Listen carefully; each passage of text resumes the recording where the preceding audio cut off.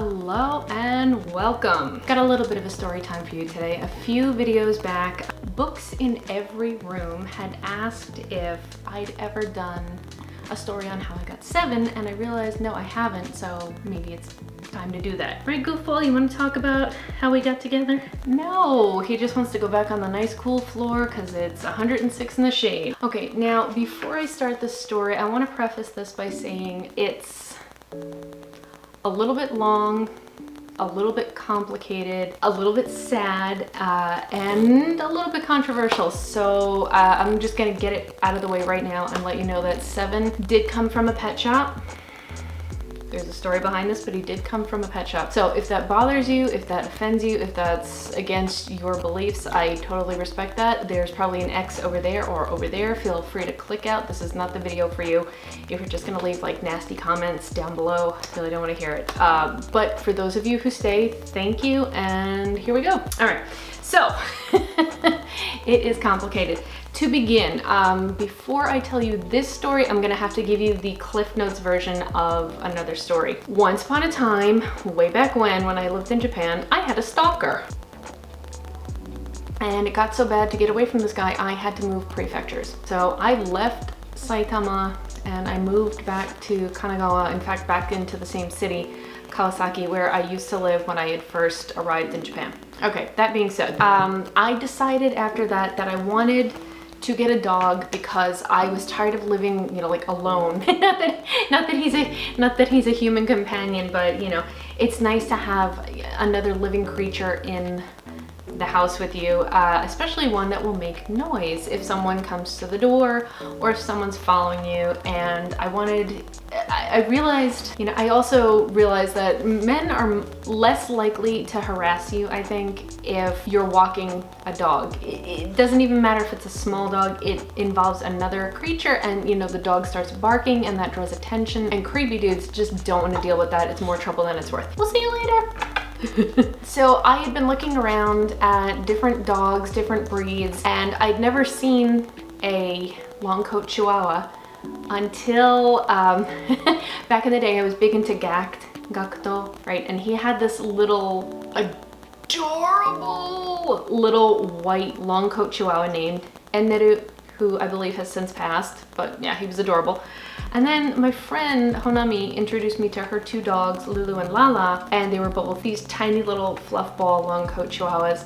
They weren't yappy, they were strong and fiercely protective, and I lived in a teeny tiny 1-room flat. I think it was like 29 point something meters squared. Okay, it was a small apartment. It was livable for me, but the few shelters that, now you have to remember, this was back in 2008, right? This is like 13 years ago. Times have changed in Japan, but there weren't that many shelters around, and the ones that I did find, unfortunately, only had really large dogs, right? Like, there's no way I could have taken like a Shiba or an Akita, or you know, like anything like that, a German Shepherd or anything like that, into my apartment, because it was a 1-room flat. You know, that poor dog would have taken like 10 steps across to the patio and 10 steps back. That wouldn't have been healthy or a happy life for a dog that size. So, you know, after seeing Gak's dog and my friend's dogs, I decided, okay, I had my heart set on a long coat Chihuahua. There just weren't that many in shelters at that point, so I started to look at pet stores. I figured, you know what, let me just take a look, and they were in the thousands of dollars. Like, the cheapest one I found was 150,000 yen, which was like, if you want to go like, well, it was a little more yen to the dollar back then, but like basically 1-to-1, that's $1,500. Who's got $1,500 for a dog? I don't have $1,500 for a dog. So I figured I'd just save up money and start, you know, keep checking the shelters for Chihuahuas coming in, and it just never happened that way. And then I stumbled across an ad online for a pet shop that had this little bug-eyed goofball of a dog for 5 mon. 50,000 yen, right? Which is about 500 bucks. And I thought, that's strange, and right in my price range. So I kept an eye on it, and then I refreshed one day, and I went back to the site one day, and he was gone. I thought, oh no, I lost my chance. A couple weeks go by, and I happened to check the website again. I realized it was a chain of pet shops. So I clicked on, I think he had been in Chiba at first, and then I clicked on one of the Kanagawa shops, and lo and behold, there's the picture of this little bug-eyed goofball. And I was like, that's it. So called my friend, I say, hey, I wanna go check out this dog, will you come with me? And she says, yeah, of course. This is where it starts to get hanky. We go, and I asked for Chihuahua, whatever his number was, like Chihuahua 9247309.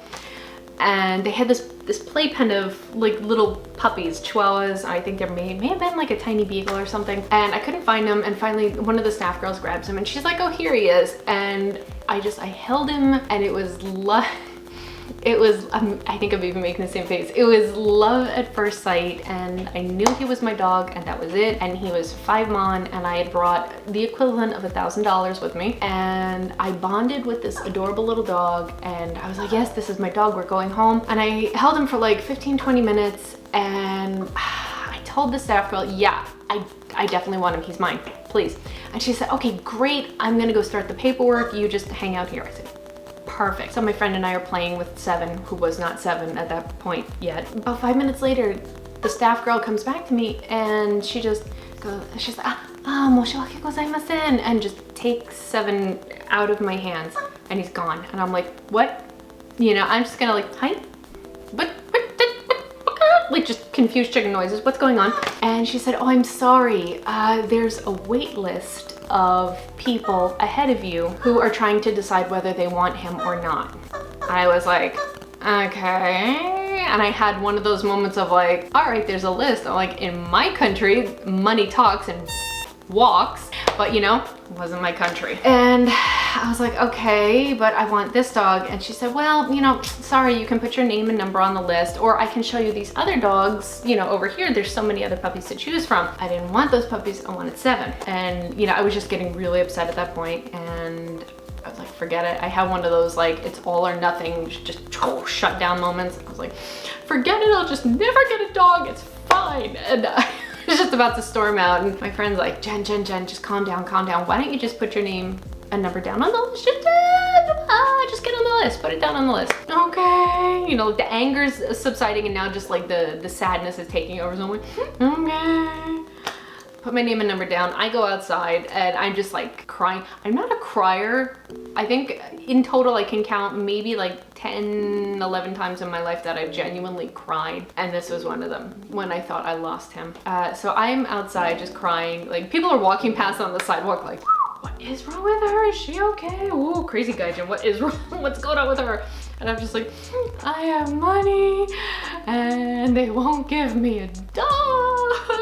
I want a pet, and they won't give me a dog. I was just so upset. My friend took maybe like 5 minutes in there, and then she comes out and she's like, okay, come on, forget it. Let's just go get lunch, and we're just gonna get you a lot of beer. And I was like, all right, sounds like a good idea, because beer was a good option at that point. I still, to this day, in fact, I asked her a few weeks ago, I still, to this day, do not know what she said to the shop staff. But a week and a half later, I get a call in the middle of work on a Tuesday, and I was like, huh, that's interesting, because not many people had my cell phone number. Like, a few friends, my dad, and obviously like my building and my employer. And I'm like, well, I'm at work, so they wouldn't be calling me. They could just come up the stairs and come down the hallway. So who's calling? So I said, oh, Miyoko, my coworker, who is just the loveliest woman I've ever met. I said, oh, Miyoko, I've got a call. Can I just go check my message? Oh, yeah, sure, Jen, go. I go in the kitchen, shut the door, and I listen to the voicemail, and it's what I think is the pet shop saying, hey, we're just calling to see if you want that dog, if you still want him. We've decided to, like, let him go to you. And we changed our policies for you. We bent our rules for you. If you still want the dog, let us know. Because I had originally been told that each person, okay, had 1 month to decide if they wanted 7 or not. So he's just wasting away in the pet shop for a month at a time, waiting for these people to decide if they want him or not. And the staff told me that they weren't allowed to call and check. Right, they weren't allowed to be like, oh, hey, do you still want that dog? You know, if not, we'll just go on to the next person. Thank you very much, and whatever, yoroshiku, whatever. No, they had this policy that like, if they didn't hear from them by the end of the month, then they would cross them off and go on to the next person and just perpetually be waiting for, you know, the month to pass and to pass and to pass. And he was already 7 months old at this point. Like, he's running out of puppy time, right? So I was like, oh my God. And I ran in, honey, we're gonna go out soon. I promise you, I promise you. It's so hot out there. You don't wanna go out. So I ran into the classroom. I was like, because we're not supposed to use our phones, but I was like, Miyoko, please listen to this and tell me if I think, you know, tell me if this is what I think it is. And she listens to it and she starts getting excited. She's like, do you want the dog? Do you want the dog? You got the dog, you got the dog. If you want the dog. I said, yes, I want the dog. Okay, so I go call them back and I said, you know, what do I need to do? And they said, okay, just please, you know, take down our banking information and wire us 2,000 yen, which is about 20 bucks, as a deposit for him, and we'll hold him for you. I said, okay, great. I can't get to you until next weekend because of my work schedule and whatnot, and I'm not gonna, hey, can I get off 3 hours early so I can go to the end of Kanagawa to pick up a dog? Now, my employer was not gonna have that, so I had to wait to another Sunday to go. And finally the day rolls around and I, you know, get up bright and early and I go back out to the middle of nowhere Kanagawa to this pet shop to pick up my dog. And I'm just so excited because I always wanted a dog as a kid. My mom always said no because of allergies, because we traveled, because of this, because of that. Because secretly she didn't like dogs. And she didn't want to actually say that out loud. My dad knew it, I knew it. She never wanted to say it. So no pets. You know what my pet was when I was a kid? I had a crayfish. His name was Crayola, and when he died, I got another crayfish and named him CJ, Crayola Jr. Anyway, so I'm freaking out because I'm finally getting a dog. So I get there and it's a different staff completely this weekend. The one staff girl is like, hi, you know, what can I do for you? I said, oh, I'm here to pick up, you know, my name is Jennifer. I'm here to pick up so-and-so. Oh, okay, great. You know, like we'll go get him ready for you. And why don't you go with Nantaka-san in the back and start filling out the paperwork? I said, great. Go back there and I start filling, you know, happily filling out the paperwork. And so I'm filling out the paperwork and we decided he was too big to fit in one of those cardboard carriers, right, with the holes in them for the puppies. So I bought a 2,000 yen, you know, again, 20 bucks, one of those carriers, and everything's great. And I'm filling out the paperwork and the staff girl, who was probably like maybe a freshman in college, very quietly says, thank God you're getting him out of here. And I'm filling out my paperwork and I just immediately, it was like, immediately stopped and I was like, huh? Hi? Hey? Nani? What? Why? What? And she goes, yeah, thank God you're getting him out of here. They're getting ready to throw him out.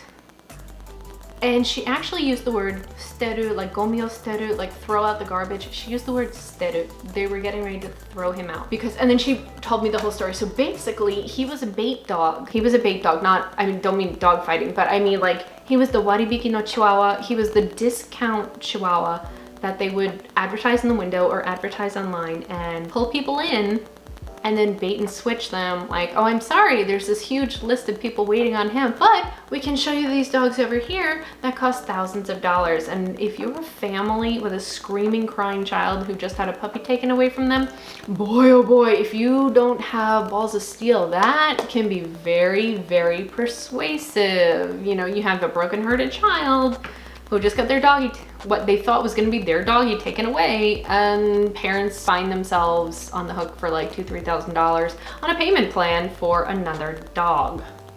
So what would happen is, so it was a chain of pet shops, right? They had all over the greater, in Tokyo and like all over the greater Tokyo area.